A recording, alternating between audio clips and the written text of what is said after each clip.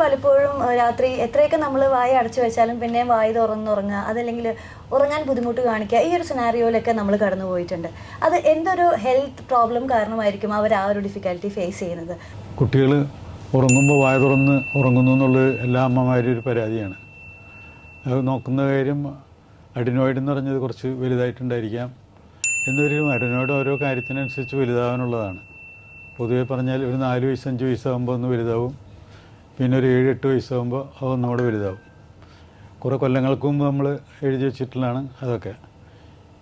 ഇപ്പോഴാണെങ്കിൽ ഇത് എപ്പോൾ വേണമെങ്കിലും ഇങ്ങനെ വലുതാവുന്നൊരു സാഹചര്യം വന്നുകൊണ്ടിരിക്കുകയാണ് നമ്മൾ കാണുമ്പോൾ. അഡിനോയിഡ് ഫേഷ്യസ് എന്ന് പറഞ്ഞിട്ട് കുട്ടികളെപ്പോഴും വായക്കൂടെ ശ്വസിച്ചിട്ട് മുഖത്തിൻ്റെ ഷേപ്പ് തന്നെ മാറുന്നതായിട്ട് അമ്മമാർ ശ്രദ്ധിക്കും. അപ്പോഴാണ് വരിക.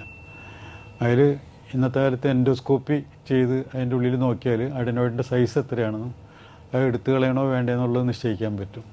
അപ്പോൾ അത് ആ സൈസിനനുസരിച്ച് അതിനെ ക്യൂറേറ്റ് ചെയ്ത് കളയോ അല്ലെങ്കിൽ കോബ്ലേറ്റ് ചെയ്തിട്ട് എടുത്തു കളയോ ചെയ്യാം.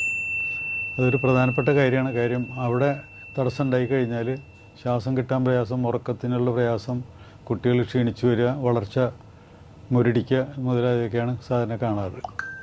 അപ്പോൾ അതിനെ വേണ്ടതുപോലെ നിയന്ത്രിച്ചു കഴിഞ്ഞാൽ അത് കുട്ടികളുടെ വളർച്ചയ്ക്കും അതുപോലെ തന്നെ ശ്വാസം കിട്ടുന്നതിനും സഹായകമായിരിക്കും.